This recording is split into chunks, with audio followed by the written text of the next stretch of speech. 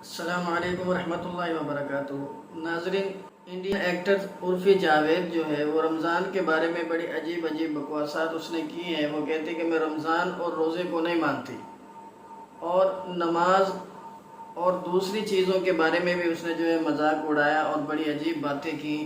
अलियाज़ु बिल्लाह इस्लाम पर एतराज़ किए उसने। तो नाज़रीन, उसने क्या कहा इस वीडियो के अंदर देखेंगे और फिर डॉक्टर जाकिर नाइक को भी सुनेंगे। बड़ा खूबसूरत जो है उनका लेक्चर है। आपसे गुजारिश है कि वीडियो को आखिर तक देखिएगा। चलिए वीडियो शुरू करते हैं। आपने रखा है, आप तो बिजी रहोगे मैम। नहीं मानती हूँ। ओके और जो चीज़ दिल से ना करो उसका कोई फायदा नहीं है दिखाने। बात तो सही। मैं तो इस्लाम के नाम पे धब्बा हूँ, मैं तो मुसलमान के नाम पे ये हूँ वो हूँ, मेरे खिलाफ फतवा जारी कर देना चाहिए, मेरे कपड़े ये नहीं, मेरे कपड़े वो नहीं, ब्ला ब्ला ब्ला। यू नो, कुरान में ये कहीं पे भी नहीं लिखा है कि आप एक औरत को फोर्सफुली पर्दा कराओ। I mean, ये ज़रूर लिखा है कि हाँ एक औरत को पर्दा करना चाहिए, बट ये नहीं लिखा है कि अगर वो नहीं करे तो ज़बरदस्ती उसको गालियों की बौछार करो, उसको नंगी बुलाओ, उसको इतना इंस्टाग्राम पे शर्मिंदा करो कि वो खुद ही ऐसे पर्दे में आ जाए। ये नहीं लिखा है यार, अब जाके फिर से कुरान पढ़ो। हाँ, बट ये ज़रूर लिखा है, सॉरी मैं एक बॉम्ब ड्रॉप करने जा रही हूँ सारे मर्दों के लिए। ये ज़रूर लिखा है कि मर्दों को नज़रों का पर्दा करना ज़रूरी है। मतलब कि एक आदमी एक औरतों को शादी से पहले उस नजरिए से देख ही नहीं सकता है। और जो इस्लाम के रूल्स बने थे ना, वो 1500 साल पहले बने थे, जब औरतों के पास कोई राइट्स नहीं थे, वो ऑप्रेस थी। इस्लाम में 4 शादियां भी इसीलिए अलाउड हैं क्योंकि उस टाइम पे जब औरतों के पति मर जाते थे तो लोग उनका फ्री रेप कर लेते थे और उनके पास इतना राइट नहीं था कि वो जाके जस्टिस मांगे। तो एक औरत की मॉडेस्टी को प्रोटेक्ट करने के लिए 4 शादियां अलाउ की गई। मुसलमान के नाम पे धब्बा, अरे but I don't believe in religions. I don't believe in religions. I'm more like a spiritual person and that's my personal choice. और अल्लाह भी एक ही चीज़ कहते हैं कि जो भी चीज़ करो वो दिल से करो। अगर आप दिल से कुछ नहीं कर रहे हो, सिर्फ ऊपर जाने के लिए कर रहे हो, तो जो आप कर रहे हो ना, 5 वक्त की नमाज या जो कुछ भी, आपको कभी जन्नत नसीब नहीं होगी। सबसे पहला सवाल ये है कि ऊपर वाला जब सबको, चाहे वो हिंदू हो, मुस्लिम हो, सिख हो, ईसाई हो, सबको बनाया, तो फिर सबसे ज़्यादा मुस्लिमों को क्यों हिकारत की निगाह से अदर्स रिलीजन्स वाले देखते हैं? रीजन क्या है? दूसरा सवाल ये है कि ऊपर वाला एक है, ये सभी जानते हैं, हिंदू मुस्लिम जो भी धर्म से बिलोंग करते हैं, लेकिन फिर भी वो क्यों मतलब ये नहीं समझ पाते कि ऊपर वाला एक है या ईश्वर एक है या गॉड एक है? क्यों कन्फ्यूजन में वो अपनी ज़िंदगी बिताते रह जाते हैं? बहन के 2 सवाल है। सवाल के पहले उन्होंने कहा कि वो पीस टीवी 2006 से देख रहे हैं और टेलीविज़न पे मुझे और कई सालों पहले से देख रहे हैं। उनका सवाल है कि बाकी लोग मुसलमान को ऐसी गलत नज़र से क्यों देखते हैं, ये पहला सवाल। और दूसरा सवाल कि सब मज़हब वाले जब जानते खुदा एक है तो एक खुदा में क्यों नहीं मानते। इनके 2 सवाल है। बहन, पहला सवाल जो आपका था कि लोग मुसलमान को गलत नज़र से क्यों देखते हैं, इसकी मेन वजह है, जैसे मैंने पहले कहा, वो है मीडिया। आज मीडिया, जैसे मैंने कहा, सबसे ताकतवर टूल है, सबसे ताकतवर हथियार है। मीडिया आज एक हीरो को विलन बना सकता है, विलन को हीरो बना सकता है, दिन को रात, रात को दिन। तो ये मीडिया का खेल है, बहुत आसान है। जैसे मैंने कहा ना यूके में क्या हुआ, तो उसी तरीके से आज पहले जो था अमेरिका को डर था रशिया से, अभी रशिया चली गई। अभी खौफ है इस्लाम से कि अमन फैलेगा तो जो गलत काम कर रहे हैं वो मुमकिन ही नहीं। अगर अमन सब जगह फैलेगा, कुछ लोग नहीं चाहते अमन फैले, क्योंकि अमन जब फैलेगा तो उनके धंधे में नुकसान होगा, क्योंकि कुछ लोग के धंधे जब ही चलते हैं जब अमन नहीं है। फायदा होता है ना, झगड़ा बिगड़ा हो तो उनका फायदा होता है। तो हर इंसान नहीं चाहता है अमन हो। बात करेंगे अमन की, वॉर फॉर पीस, एक्चुअली कर रहे वॉर ऑन पीस। हम जंग लड़ रहे हैं अमन के लिए, वो अमन के लिए नहीं जंग लड़ रहे हैं, अमन को खत्म करने के लिए जंग लड़ रहे, not war for peace, war on peace. अमन को कायम करने के लिए जंग नहीं लड़ रहे, अमन को खत्म करने के लिए जंग लड़ रहे।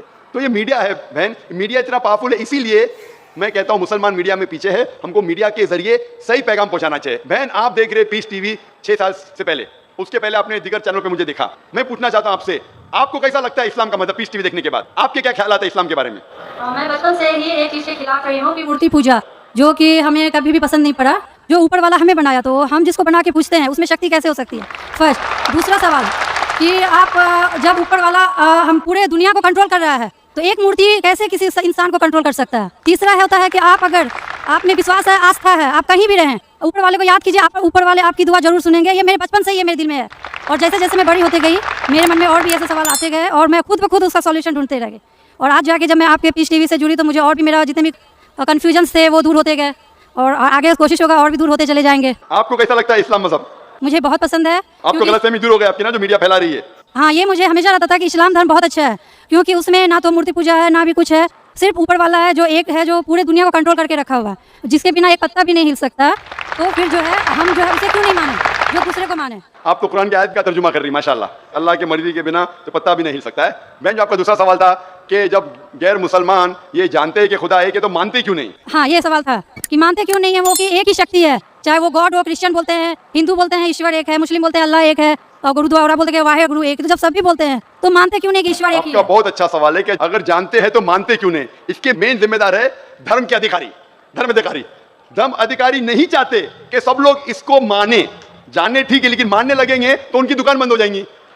लेकिन यहाँ पे दुकान बंद वालों, और हर धर्म में कुछ लोग हैं जो नहीं चाहते कि सब धर्म मानने वाले अपनी किताब के करीब आए, नहीं तो उनकी दुकान बंद हो जाए। हर धर्म में ऐसे लोग हैं, नहीं तो उनकी दुकान बंद हो जाएंगी। तो इसीलिए मेरी सबसे ज्यादा कोशिश रहती है कि लोगों को अपने धर्म की किताब के करीब ले जाए। सबसे पहला तो मैं कहता हूं मुसलमान और गैर मुसलमान को अपनी धार्मिक किताब पढ़ो, उन पर तहकीक करो, जो यकसान है तो उसके ऊपर दाओ पहला। तो इसीलिए जितने धर्म अधिकारी है, धर्म के आम पब्लिक तो मेरे फेवर में, देखो आम पब्लिक अवाम, चाहे मुसलमान की हो, हिंदू की हो, ईसाई की हो, साथ में है। लेकिन ये धर्म अधिकारी जो अक्सर है वो नहीं चाहते कि सब लोग एक हो जाएंगे तो दुकान बंद हो जाएंगी। तो ये मेन प्रॉब्लम है धर्म अधिकारी का। इसीलिए अगर सर्व धर्म के मानने वाले अपनी किताब का तर्जुमा पढ़े, सही मानी से उस पर अमल करे, तो सब लोग एक ईश्वर के पास आएंगे और एक ईश्वर को मानेंगे और उसके अलावा किसी की इबादत नहीं करेंगे। उसके बावजूद भी सब कोई क्रॉस क्यों करता है इस्लामिक धर्म को, जानते हुए भी कि ये सबसे अच्छा धर्म है, सब रास्ता सब एक है, इसमें ना कोई ये है दिखावा है, ना कोई आपका इसमें ओल झोल टाइप का कोई भी पर्सनैलिटी नहीं होती है कि ये बाजा वाजा ये वो, फिर भी क्यों नहीं करते? बहन क्योंकि आप पीस टीवी देख चुके हैं, तो आप पीस टीवी देखने के बाद आपको यकीन हो गया है कि सही इस्लाम क्या है। बाकी चैनल सही इस्लाम नहीं दिखा रही, बाकी चैनल दिखाते हैं कि मुसलमान टेररिस्ट है, मुसलमान दहशतगर्द है, मुसलमान जलील करते हैं, मुसलमान ये करते हैं, खवातीन को हक नहीं देते। तो सब लोग तो पीस टीवी नहीं देखते ना। इंशाल्लाह एक दिन आएगा जब दुनिया के अक्सर लोग पीस टीवी देखेंगे। इंशाल्लाह हमारा इरादा है कि पीस टीवी को कम से कम दुनिया की सबसे अहम 10 जबानों के अंदर फैलाए। इंशाल्लाह अल्लाह से दुआ है, क्योंकि जो मोहम्मद सल्लल्लाहु अलैहि वसल्लम की हदीस है कि इस्लाम एक दिन हर घर में पहुंचेगा, तो अल्लाह ताला से दुआ है कि हमें वो जरिया बनाए कि सही इस्लाम दुनिया के हर घर में फैलेगा इंशाल्लाह। बहन मैं आपसे पूछना चाहता हूँ, आप मानते हैं कि खुदा एक है? मैं बचपन से मानती हूँ ऊपर वाला एक है। आप मानते हैं कि मोहम्मद सल्लल्लाहु अलैहि वसल्लम आखिरी पैगंबर है? हाँ, ये सब बचपन से ही पता है मुझे। तो मैं आपसे पूछता हूँ डॉक्टर श्वेता, जब आप मानते खुदा एक है, आप मानते बुत परस्ती गलत है, आप मानते मोहम्मद सल्लल्लाहु अलैहि वसल्लम आखिरी पैगंबर है, तो उसका मतलब आप मुसलमान हो चुके हैं? हाँ, ये एक चीज मैं सवाल करना चाह रही थी आपसे कि आपके मन में जो भी आप धर्म अपना रहे हो, ये तो जरूरी नहीं होता कि आप उसे रिप्लेस करें पब्लिक के बीच में, जरूरी नहीं है। और अगर आप मन से मानते हैं तो ऊपर वाला जान रहा है कि आप क्या हैं, और ऊपर वाले को ही मानते हुए सारा चीज फॉलो कर रहे हैं, तो क्या जरूरी होता है कि मुस्लिम बताए ही कि हम मुस्लिम हैं? बहन का बहुत अच्छा सवाल है कि अगर मन से माने काफी नहीं, क्या जाहिर करना जरूरी नहीं है? अगर आपको कोई तकलीफ हो रही है, मिसाल के तौर पे अगर आपको शक लगता है कि अगर मैं जाहिर करूं तो मेरी जिंदगी खतरे में है, और ये टॉपिक के ऊपर भी है, अगर आपको लगता है कि मेरी जान खतरे में है, ऐसे माहौल में है, ऐसे इलाके में आप है 99% से ज्यादा गैर मुस्लिम हैं और जंग का माहौल है और पता चल जाएगा मैं मुस्लिम हूं, तो कुरान की आयत है अगर आपकी जान खतरे में है तो आप शिर्क भी कर सकते हैं, लेकिन दिल में ईमान होना चाहिए। मतलब अगर कोई पूछे कि तुम मुशरिक हो, आपको पता है आपकी जान खतरे में, आप हाँ कह सकते हैं, लेकिन आपके दिल में ईमान होना चाहिए। तो अल्लाह ताला इजाजत देते हैं कि अगर आपकी जान खतरे में है, कोई बंदूक रखता है सिर पे और बोला कौन है तुम, अगर तुम बोले हाँ मैं मुशरिक हूं, लेकिन दिल में ईमान है कि अल्लाह एक है, तो आप गुनहगार नहीं। तो अगर आपको डर है कि आपके इज़हार करने की वजह से आपकी जान खतरे में है या कुछ तकलीफ आ सकती है, तो मत इज़हार करो। लेकिन इज़हार करने से फॉलो करना आसान है। जो शख्स इज़हार करता है वो फॉलो भी करेगा, अगर इज़हार नहीं करेगा, बोलता मैं मुसलमान हूं, अगर उसके जान का खतरा है तो कोई हर्ज नहीं, उसके दिल उसके बीच में और खुदा के बीच में इज़हार करने की जरूरत नहीं। लेकिन जान का खतरा नहीं है, फिर भी बोलते हैं नहीं मैं जान का खतरा नहीं है, मुझे कोई तकलीफ नहीं, छोटी मोटी तकलीफ है इसलिए मैंने इज़हार करूँ, फिर क्या होगा? फिर उसको अमल करना मुश्किल होगा। अगर छोटी मोटी तकलीफ है तो इज़हार करना चाहिए, क्योंकि उसको अमल करने में आसानी होगी, नमाज पढ़ने में आसानी होगी, रोजा रखने में आसानी होगी। अगर कबूल नहीं करेंगे तो मुश्किलात और बढ़ेंगी। लेकिन अगर मुश्किलात इतनी है कि आपको जान का खतरा है, तो आप माइक्रोफोन पे भी नहीं आती थी। मैं भी फील्ड में हूं ना बहन, अगर आपको जान का खतरा होता था तो माइक्रोफोन पे आके बोलती भी नहीं थी कि मैं बुत परस्ती के खिलाफ हूं, मैं खुदा में मानती हूं। जब इतना बोल दिए तो मुझे यकीन आपकी जान का खतरा नहीं है।